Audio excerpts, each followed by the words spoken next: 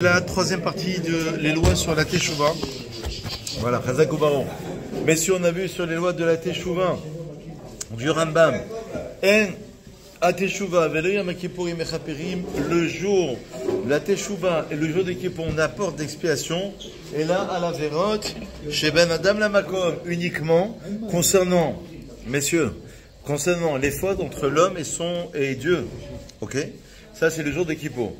Par exemple, il a mangé quelque chose qui était interdit, nous dit le Rambam au 2e chapitre, ou alors il a été avec une femme interdite, une femme avec laquelle il ne pouvait pas se marier. Ah bah la Vérote chez Madame la Chavero, mais concernant... Installez-vous. Fait partie du forfait, vous inquiétez pas. C'est un package, tout compris. Alors, mais les péchés concernant entre l'homme et son prochain, par exemple, il blesse son prochain. Hazve Shalom. Il dit le Rambam, oh mais quel est Chavero, Chazve Shalom, il a maudit son prochain. Vous savez que c'est interdit de maudire. Tout court. La Gemara, elle dit d'ailleurs dans un endroit que celui qui maudit est lui-même Chazve Shalom maudit. Oh Gozlo, ou alors il a volé, n'est-ce pas? Eno nimchalo le'olam, il n'aura pas de mehila. Ad she'itel Chavero mashu chayav lo birtseu. C'est ce qui rembourse à son ami ce qu'il lui doit. Et évidemment, c'est pas suffisant de lui jeter les 100 € volés. Faut-il encore se réconcilier avec cet ami? Même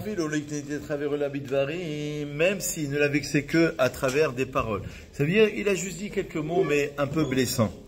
Je vous ai raconté hier l'histoire. Quand j'étais plus jeune, j'avais un rabbin, il est décédé maintenant. Il avait plus de 80 ans, il avait fait honte sans le vouloir. J'avais assisté à cette scène. Où il avait fait honte en public. Et ben, ce même rabbin, c'est la halakha d'ailleurs, il lui a demandé pardon dans le même public. Sans faire exprès, hein, il n'a pas fait exprès de faire honte. Mais le jeune, s'il était jeune, il s'est senti vexé, etc., méprisé. Et ben, Razak, merci de penser. Merci de penser à mes calories. Donc, nous dit le Rambam, même s'il n'a vexé que par des paroles, Sarien et Fayeso, il doit se réconcilier avec lui. Vous êtes veille de Rosh Hashanah. Quand je vous dis vous, je me parle à moi-même, hein, c'est déjà pas mal de se parler à soi-même. Alors, nous sommes veille de Rosh Hashanah, veille de Kippour, évidemment, on a parfois, moi j'ai fait des enterrements, je peux vous dire, le fils parlait pas à son père, j'en ai fait plein, des enterrements comme ça. Pourquoi attendre le jour d'enterrement pour demander Mechila? Pourquoi attendre que les familles se vexent en disant mais pourquoi tu as attendu et que ça fasse un drame au moment de l'enterrement? Pourquoi attendre des moments comme ça? Pourquoi entre deux frères? Moi je connais des familles personnelles, ils ne se parlent pas depuis plus de 20 ans. Pourquoi ils ne se parlent pas depuis plus de 20 ans? On demande, messieurs, on vous entend. Alors, donc pourquoi attendre autant de temps? Parfois, ça peut être dans une communauté. Moi, je connais des gens qui fréquentent la synagogue et ça fait 20 ans qu'ils sont assis à côté. Ils disent même ni bonjour, ni au revoir, ni merci, ni même pas s'ils connaissent le nom de celui qui est assis à côté. C'est dommage. On n'est pas obligé de tout connaître, de tout savoir, mais quand on demande Mechila à sa femme, veille de Rosh Hashanah, c'est une halakha. La femme à son mari, on a forcément vexé sa femme. On a forcément dit un mot, quelque chose qu'il ne fallait pas. Forcément, c'est pas forcément le cas, mais souvent c'est des choses qui arrivent. La femme vis-à-vis de son mari aussi. Et ses parents, évidemment, c'est la Mechila. Tout ce que je vous dis, c'est l'évidence, c'est la halakha. Et ce sont des choses qui sont primordiales, merci beaucoup. Qui sont essentielles, qui sont primordiales. Ok? On a compris l'idée. On avance. L'oratsa chaverolim cholo.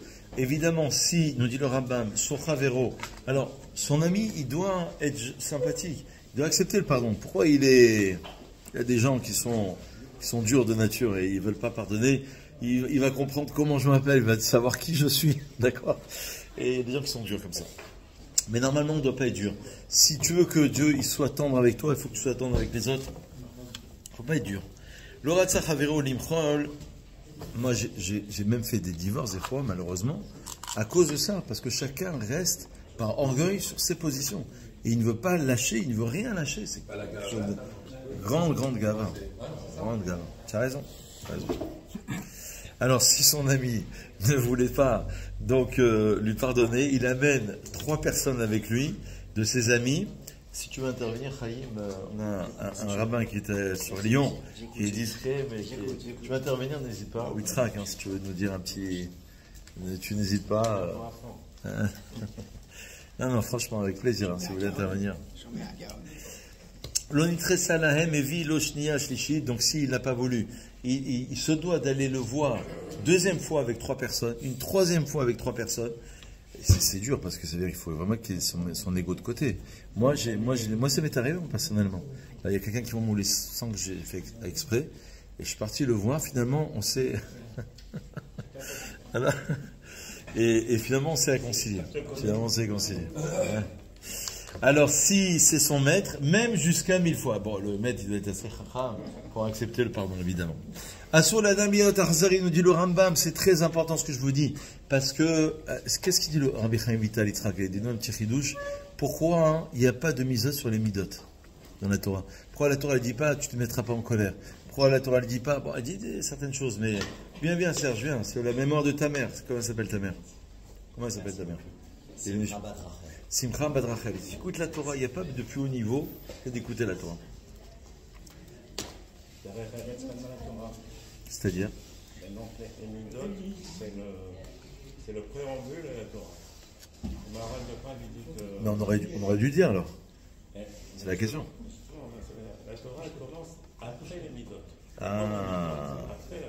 Donc on n'avait même pas besoin de le dire. Maharal de Prague dit qu'un homme, d'après ses midot, sa Torah.